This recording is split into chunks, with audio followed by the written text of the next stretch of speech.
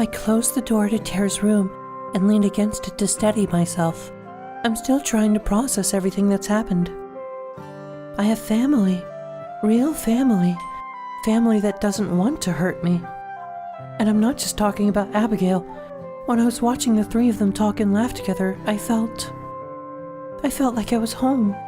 Like this is where I've always belonged. Hey, you okay?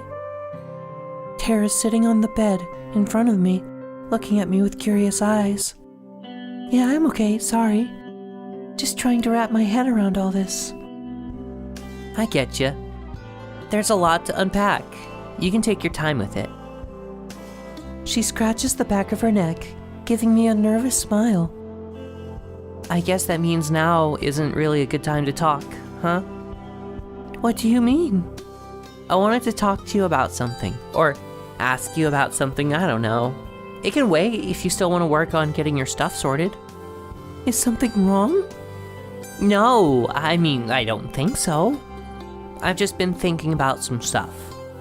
Like? Tara takes a deep breath and scoots back on the bed. She curls her legs up towards herself, taking on a surprisingly subdued posture. It's, well, you know how Abby's been calling us a couple all day? Even though we told her we're not. Yeah, she's not very good at taking hints. I'm not sure if that's it. I think she's just like, direct, kind of like you. Runs in the family, I guess. I know we agreed that we were gonna stay friends or whatever you'd call this until this was all over. I get that. But after seeing the two of them, I'm not sure if I feel like that anymore. We've still got a lot of shit left to deal with. We still don't have a plan, but I think that's okay. She shrugs half-heartedly and looks down. I want to give her a hug, but I can't move. Abby put a name on this thing when we couldn't. And maybe she's wrong, but I don't want her to be. I really love you, Morgan. I don't want to deny that. I want to be closer than just friends that love each other. Don't. The word leaves my mouth before I have a chance to think about it. What? Please, don't ask. I'm sorry, I thought... It's not that I don't want to. That's why I'm asking you not to say it. Because I know I'll say yes if you do. She looks up at me. I can practically hear the cogs turning in her head. Why don't you want to say yes? People get hurt when they get close to me. I don't even like having friends because of how guilty I feel when Evelyn gets in the way. I'm already so close to you. Closer than I've ever been to anyone. But if I put a label on it, a part of me just feels like it would put you in more danger. I feel so stupid saying it out loud. It's just a word. Why am I so afraid of a word? Besides, I've never had a girlfriend before. I don't know what it would mean for me, or for you. What do you mean? What about the one that taught you how to knit? Oh no. How could I have forgotten about that lie? It was just so easy to say back then. It made me seem like I knew what I was doing. Made it easier to ignore what happened with those girls. Tara's understood everything about me, but I still don't want to tell her about what I did with them. Or why I did it. Hey, it's cool. I've had plenty of girls lie about having girlfriends before. It's just a thing people do sometimes. We can just forget about it. We're past lies now, right? Her words stab at me like needles. It's not like she's trying to force this out of me. I could even tell myself that this isn't a lie. That it's just not telling her about something she never asked about. There's more to it than a simple lie. What am I saying? What am I doing? There are still things I haven't told you about me, about what I've done, things that could make you change your mind. Tara manages a weak smile. It's hard to be reassuring when you don't know what you're reassuring someone about. If you don't want to date, that's okay, I get it. but nothing you can tell me is gonna change how I feel about you. She sits forward again and pats a spot on the bed next to her. But right now, I'd rather be miles away from her, not closer. I hate feeling like this. I finally learned how to get close to people, and now I'm back to pushing her away. Do you remember what I called myself the first time we talked to Gilladura? A shell. But you know that's bullshit now, right? We're gonna make sure Evelyn can't get in your head anymore. Evelyn isn't the only one that made me feel that way. My throat feels dry. I need something to drink, but I know what'll happen if I stop. If this closes, it won't open again. I didn't learn how to knit from an ex-girlfriend. I learned from Hannah. I had feelings for her. We were close, but she cut off all contact with me when I told her how I felt. Word travels fast in Eysenfeld. Within a week, everyone in the village knew I was gay. That's when bad things started to happen to Hannah. She slipped on a patch of ice and broke her leg. A few days later, her dog died. The next week, she came down with the worst flu any of us has ever seen. I knew it was Evelyn's doing, but who was going to believe me? As far as they were concerned, all this happened because she rejected me. I'm pretty sure some of the older people in the village still think I'm a witch. I clenched my fists, digging my nails as far into my palm as they'll go, before my limbs freeze up. As far as they'll go until the icy hex within me takes over again. Nobody talked to me for a month. You told me that you spoke to some girls our age back when you were doing interviews. Did you ask them about me? Yeah, we did. What did they say? Nothing really bad or anything. One of them seemed closer to you than the other two. And her friend was kind of teasing her about it. Just typical stuff. As if any of them have the right to mock each other. They're all the same. I probably slept with her. I wait for Tara to voice her disbelief, but she doesn't say a word. After Hannah got better, girls started coming by the store. They always had some kind of excuse. They'd start dropping hints. Talk about how they'd always been curious about what it was like to be with a girl. How they didn't have anywhere to be that day. I still can't look at her. Any rational person would judge me for this. I know I've judged myself plenty. They always left right after. Most of them won't talk about it. They just go back to their normal lives. I guess some of them talk, though. Soon enough, I got a reputation. I knew I was being used. I resigned myself to being a shell. So I let them use that shell. I don't know when I started moving, but before I know it, I'm standing by the bed. Evelyn never let me feel like this body belonged to me. She chose my clothes, she chose my style. She even chose what I do with my hair. It was her body, and she wanted it how she liked it. I can't keep standing. As much as I want to push away, I sit down next to Tara, looking at her face. I can't tell what she's thinking. My mind runs through every worst-case scenario as I make myself push onward. But things have been different with you. For the first time, sex started to mean something. Being open started to seem possible. Being myself started to seem possible. But all I know about myself is how easy it is for other people to use me. If I go out into the world and live for myself, I don't know what kind of person I'm going to become. The shaking has started to subside, replaced by a painful knot in my gut. Almost there. I can make it. What if I end up becoming someone you can't love? What if my shell is the only worthwhile part of me? Without warning, Tara throws her arms around me and pulls me close. I wrap my arms around her waist without even thinking. You're not a shell, Morgan. You're the furthest thing from that. Just because someone tried to make you something other than yourself, or because people took advantage of you, that can't destroy the real you. That you has always been there. And I know it a lot better than you might think.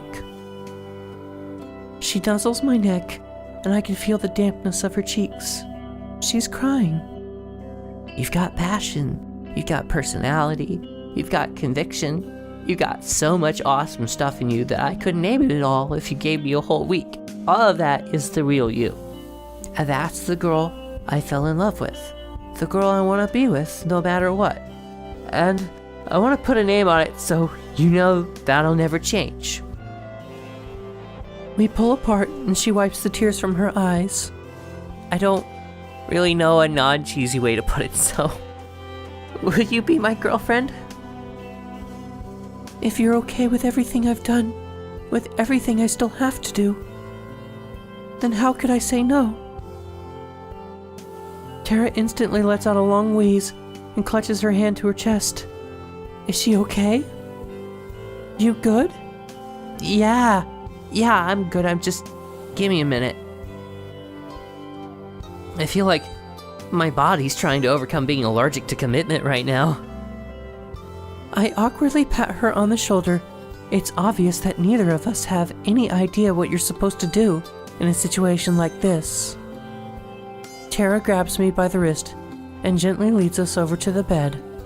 I press my forehead against hers and, for once, allow myself to be comforted. She strokes my hair. Time slows to a standstill. We kiss. This could be our last night together, but in a way, it's our first night together too. And I'm going to make the most of it. I hold Tara close in my arms. She's nestled close to me. The sun is long gone, but the moon is bright enough to illuminate her smile. I'm smiling too. I close my eyes and let myself relax. I think I might actually sleep well tonight. But as always, luck isn't on my side. Hey. What? Did you hear that? I strain my ears and see if I can sense anything out of the ordinary, but apart from the usual sounds of the forest, it's silent. I can't hear anything. Maybe you dreamed it? Unless this is the dream, it's definitely real. I can hear it right now, I swear. I sit up in bed and look over at her. She's already most of the way up, head swaying as she looks for the source of whatever she's hearing. Well, what does it sound like? Kinda like, She makes a strange whooshing noise and twirls her arms around. I don't see how arm movements are part of the sound, but I doubt I'd understand what she's talking about no matter how she put it. She looks back at me for confirmation, but all I can do is shrug. In response, she jumps out of bed and starts putting her clothes on. I'm gonna go see what it is. You coming? Whether or not the sound is real, I'm not about to let her go off on her own. I promised I'd protect her, and that includes protecting her from mysterious noises. Right behind you. Besides, as powerful as Maddie is, there's still a chance Evelyn could be trying something. I follow her out of bed and pull on my shoes. She gives me a quick grin in response, excited to have me along for the ride again. Tara bolts out the door as I finish tying my laces. A second later, I hear her banging on the door to Maddie and Abigail's room. Mads, are you guys making that noise? I pull on my sweater and walk into the hall in time to see Maddie slowly open the door to her room, covering herself with a blanket. Tara, it's nearly 2 a.m. Whatever this is, can't it wait until then? Come on, not you too. I thought it was coming from your room. Abigail's voice calls out from the room, along with the rustling of sheets. What was coming from our room? Are you kidding me? She turns and storms away from the door, moving out into the kitchen. I nod apologetically at Maddie before following Tara. Babe, come on. Let's just go back to bed. I'm sure that whatever it is can wait until morning. It keeps getting louder, though. What if it's something dangerous? Maybe Evelyn has her own evil forest spirit. She's riding it towards the cabin or something. There's a pang in my heart. It's cold and familiar. If the sound is that loud, but none of us can hear it, maybe it's only meant for her to hear. As I try to figure out how to get her back to bed, Maddie and Abigail join me in the hallway. So, what's she doing this time? She woke up hearing some kind of whooshing noise that I couldn't hear. I thought she just imagined it, but she can still hear it. Maddie rubs her chin, puzzled. Abigail looks out at Tara with a worried expression. I can't shake the unsettling feeling in my chest either. This isn't the first time something like this has happened, so I'd be inclined to dismiss it. But with everything else that's happened this month...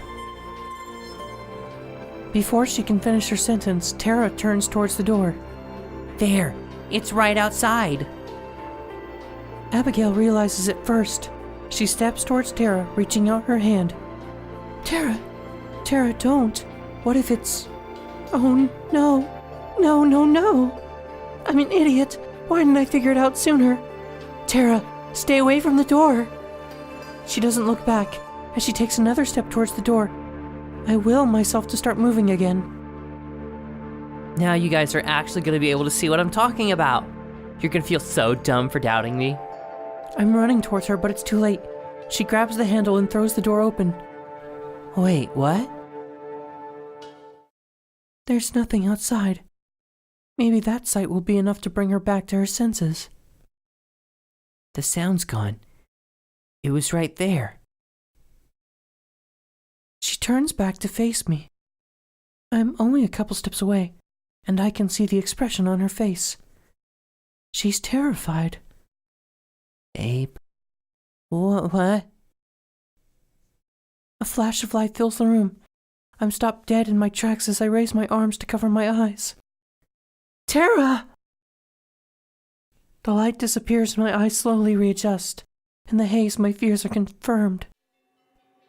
She's gone. Tara's gone. I'm frozen.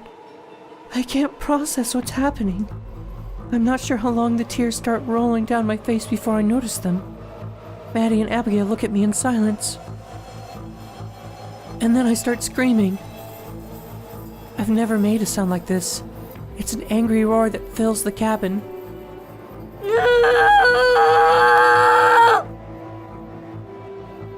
Morgan, It was supposed to be me! It's happening again, just like everyone before her. I love her, and now because of me. I collapse to the ground. Not her. Please. Hot tears fall from my cheeks to the floor below. I feel a pair of arms wrap around me, and a voice in my ear. Morgan, it's okay. It'll be okay. I slowly turn towards her. She and Maddie both stand close to me. I can see how worried they are for Tara and for me. Maddie puts her hand on my shoulder. I flinch, but I don't pull away. She's still alive. I can feel it. Whatever just happened didn't kill her, but it did move her. I can't figure out where yet, but I can sense her somewhere. You're sure? I'm sure. We can find her. I think I know where she might be. Where? If it was Evelyn who took her, she most likely brought her to the church. That's where she performed the ritual to. She trails off, but I know what she's about to say. The transfer ritual. She wants Tara's body. But why her? That's what she was raising me for. Why would she take her? I'm not sure, but I've got a feeling there's only one way to find out. I'd hoped we'd have time to come up with an actual plan before we had to face her, but we can't just let her have Tara. I'm already heading for the door. Maddie and Abigail follow close behind. We can figure something out on the way. Let's go. We'll think of something. We have to. This time is going to be different. I'm not going to let Evelyn win again. I'm getting Tara back, no matter the cost. And this time, I'm going to make sure Evelyn never hurts anyone again. For better or for worse, this is the end